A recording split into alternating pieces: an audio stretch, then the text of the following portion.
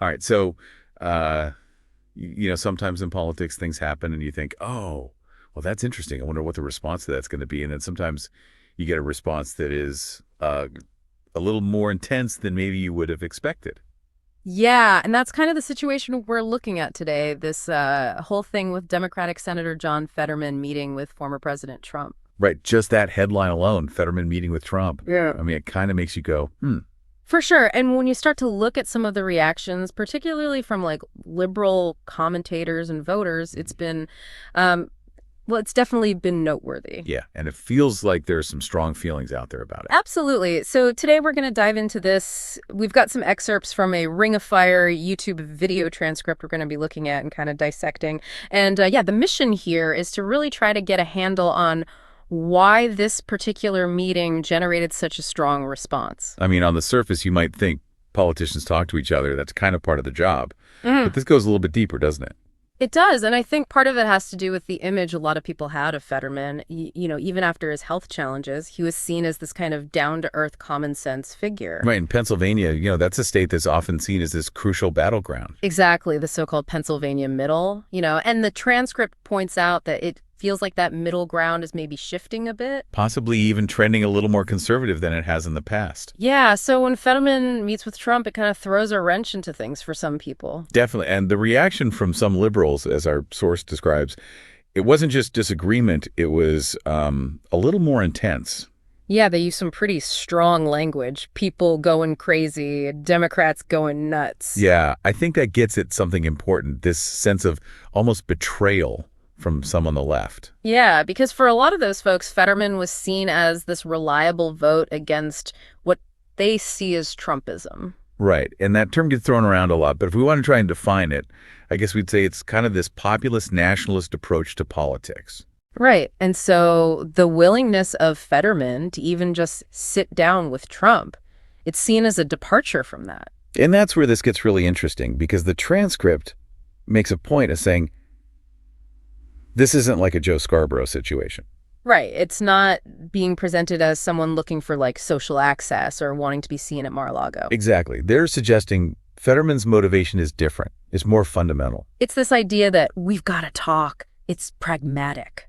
And that pragmatism, I think, comes from the fact that, a Trump presidency, again, it's a real possibility. Oh, absolutely. And if you're Fetterman, you're looking at that thinking, okay, well, if that happens, I need to be able to function. I need to be able to advocate for my constituents. You can't just completely shut down communication. Yeah. I mean, even if you disagree with someone, you still have to be able to work with them in some capacity. Especially in politics. And the transcript makes it clear. This meeting with Trump, it wasn't out of nowhere. There were things Fetterman did before that raised eyebrows. Yeah, like that whole thing with Marco Rubio a while back, his statement about being willing to confirm him without going through the normal process. Right. That was a big deal for some people. And I think it shows that this meeting, it's part of a pattern. It fits into this broader picture of Fetterman maybe positioning himself a little bit outside of that traditional liberal wing of the Democratic Party. Yeah, and the suggestion is that he's doing that because he's recognizing that a Trump presidency is a real possibility over the next 4 years, and he's trying to figure out how to work within that reality. But it's important to note that the transcript isn't saying that this is some huge ideological shift. Right, they're not saying he's suddenly all about deportations and tariffs. The way they're presenting it, it's about keeping channels open. It's about making sure that the government doesn't grind to a halt, that they don't get completely railroaded on issues. And it's a really interesting strategy because it implies that even with someone you have major disagreements with, you might be able to find these little openings to have some influence. Right, instead of just being completely oppositional all the time. And that brings us to some of Fetterman's more recent positions on things. Oh, yeah, like his comments about Israel. Right. He said the Democratic Party's current stance on Israel is a problem for him. Which is significant because that's a major foreign policy area. And then there's his support for the Laken Riley Act, which is about arresting and deporting immigrants who've committed crimes. So on both foreign policy and immigration, we're seeing him potentially break from the traditional Democratic positions. And then the transcript really emphasizes his openness to suing Homeland Security for improper vetting. Right. And the source suggests that if those lawsuits are successful, it could have a huge impact, especially on national security. So it seems like he's really prioritizing the needs of his Pennsylvania constituents. Even if it means going against the national party line.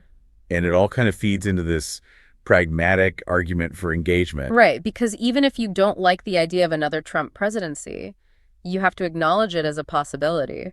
And the transcript argues that in that context, Fetterman's just trying to do his job. He's a senator. He's trying to get things done for the people he represents. And the logic is if you're constantly antagonizing Trump, if you're pissing him off all the time, you're probably not going to get much done. You're closing off any chance of cooperation or negotiation. And the transcript actually suggests that Trump might be pushable on some issues. So maybe there's a chance for Democrats and moderate Republicans to work together to get at least a few things done. Which is better than nothing, right? Exactly. And it all comes down to this question of strategy. Is it better to hold fast to your principles and just resist everything? Or is there value in trying to find common ground?